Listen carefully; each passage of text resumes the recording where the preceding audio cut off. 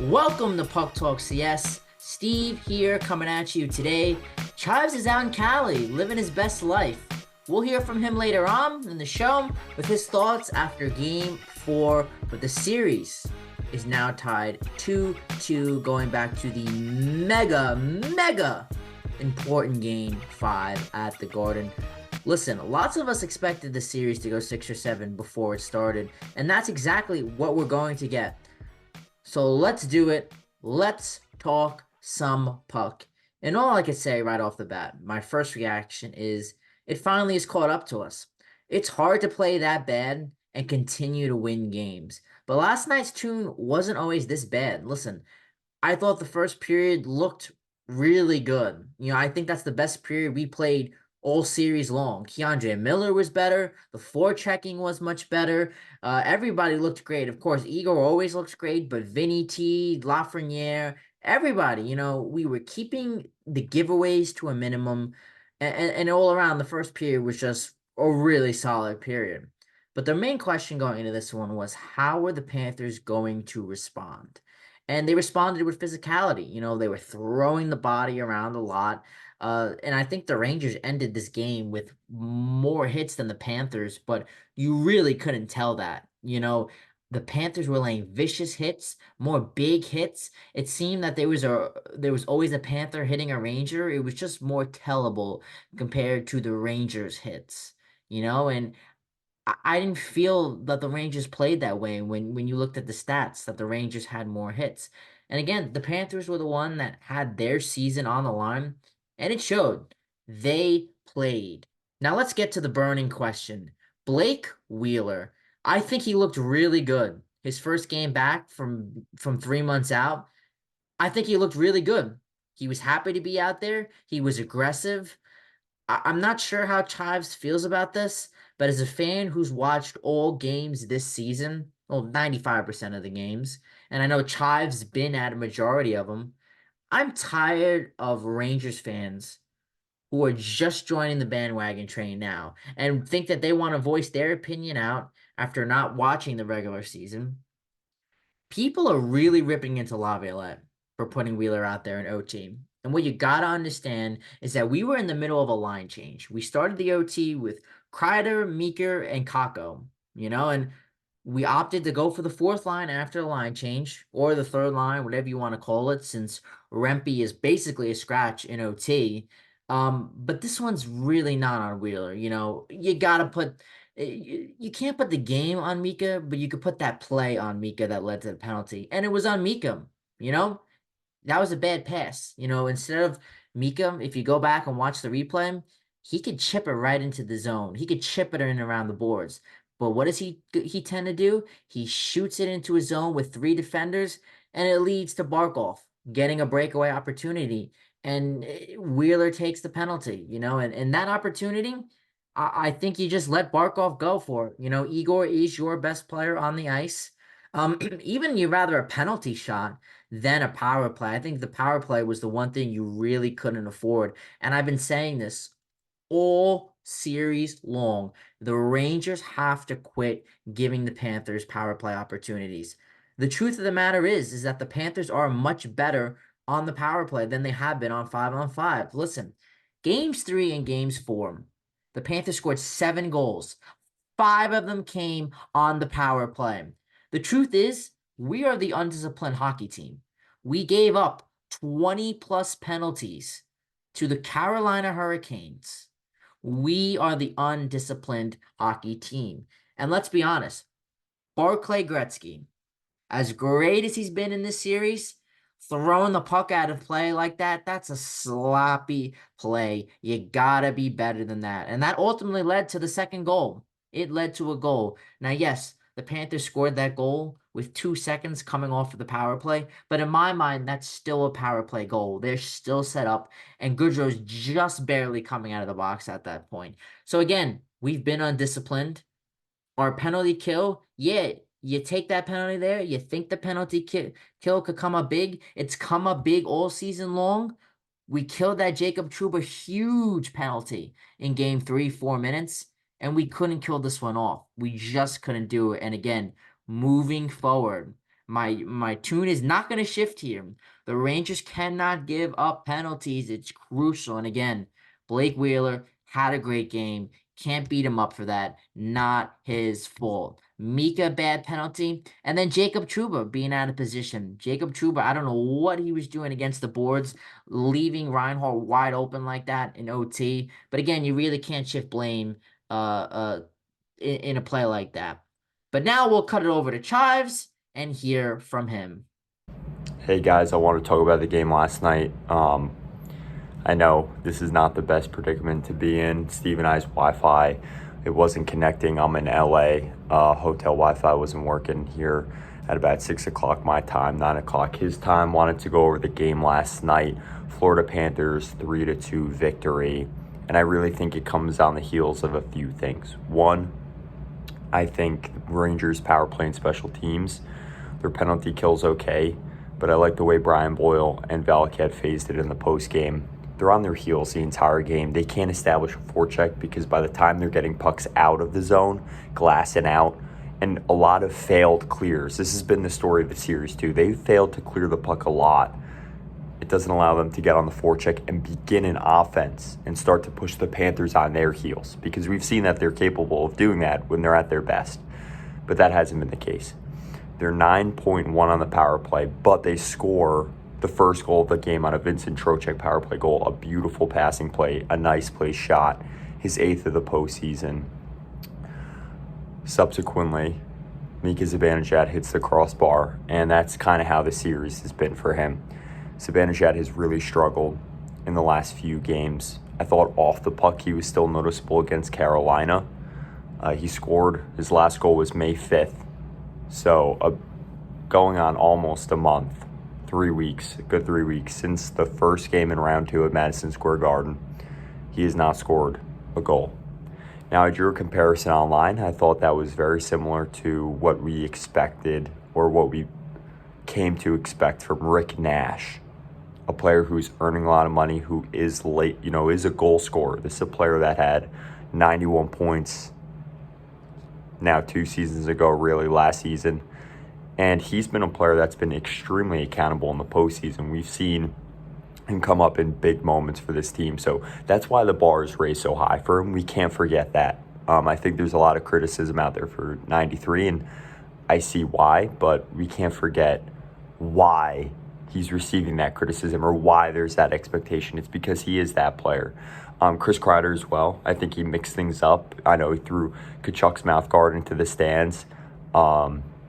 Those are, at least there's some life there, and I'd like to see a little bit more from him as well. Artemi Panarin, I think, hasn't had the best series either. It reminds me very much of the 22 series against Tampa, where there's very limited ice, even against New Jersey a little bit, but he was crucial in the 2 Ranger goals.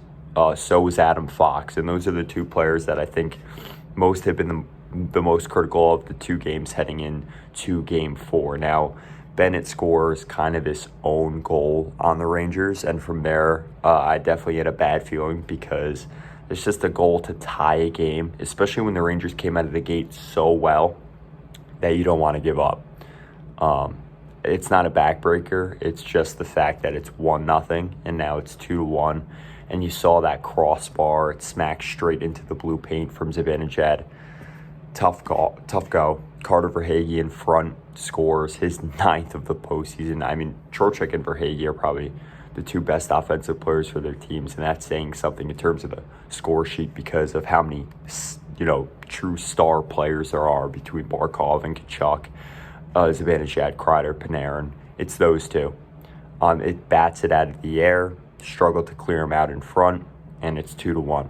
Now, Lafreniere and Fox combined for a gorgeous goal late, but it was really their only opportunity, and they capitalized on it.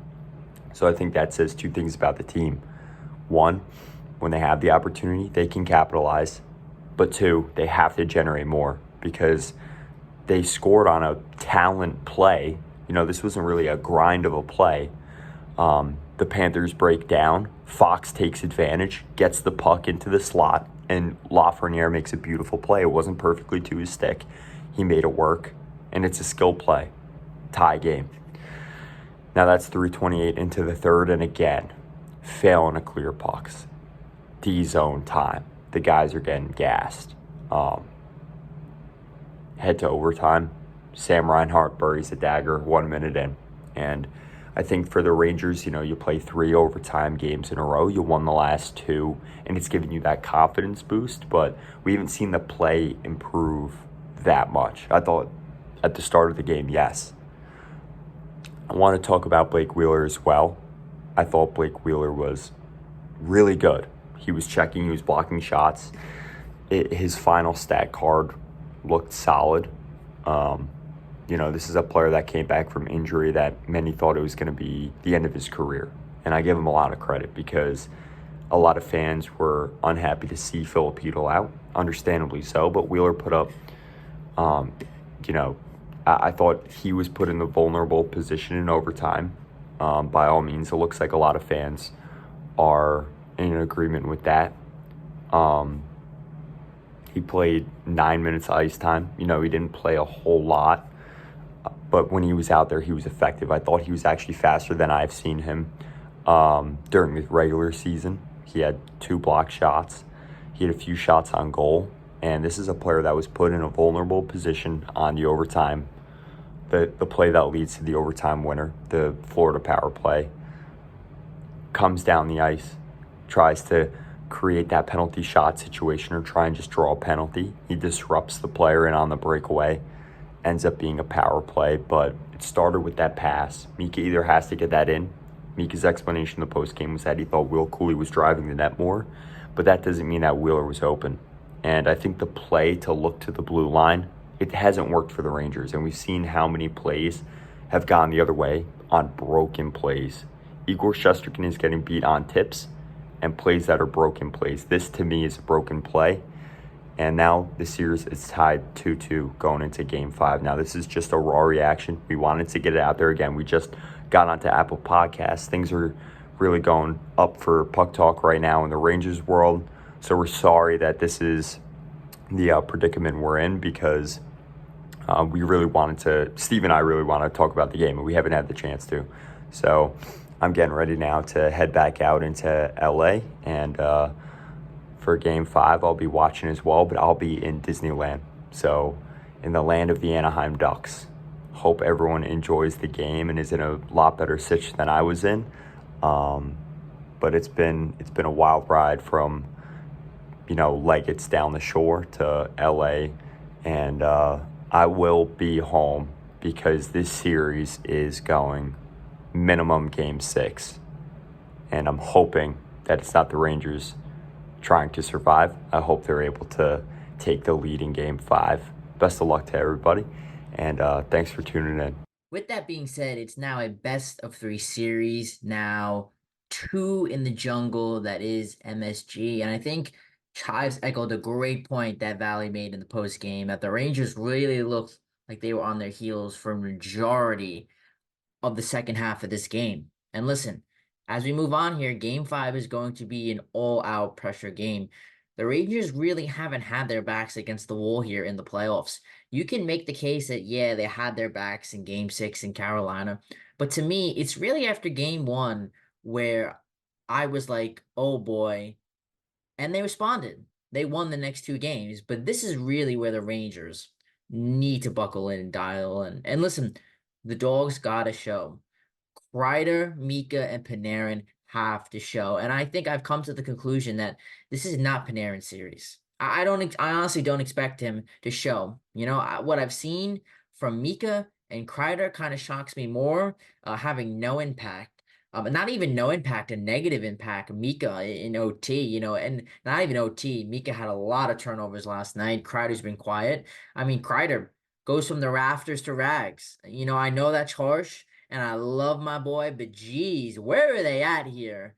But Panarin, I really don't think this is Panarin's series. The 2 teams that have the ability to counteract Panarin are the Carolina Hurricanes and the Florida Panthers. And I think if the Rangers were to move on to a Stanley Cup and play the Oilers or the Stars, I think Panarin would make more of an impact because I think he matches up better, definitely better against Edmonton, and he would match up better against Dallas.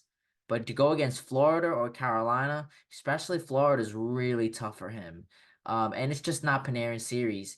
With that being said, you still saw him with a little bit of an impact. He still made two great plays. And how about this? I still believe in the Rangers. I am confident, that they could get this job done. Power play has woken up. It's starting to wake up. It's starting to cook. Panarin, yes, still hasn't shown, but he still made great plays. Adam Fox is on the rise. I thought Adam Fox particularly had a great game. Loft is playing well. Igor's playing well. I think it's just all around team play as a whole. We need to be better with forechecking. We need to be better with puck possession. We need to be better. Laviolette called them these mental mistakes. We need to be better with these mental mistakes as we progress here. And again, you just got to take 2 out of 3. You have 2 games at MSG. Game 5 is crucial. To me, this is the biggest game of the year up to this point. If there's a game 6 or a game 7, that'll obviously top that, but game 5 is crucial. I think there's a really good chance the game 5 winner is going to win the series. It's going to be that big. And as we move to game 5, I fully expect Phil Hedl to be in the lineup.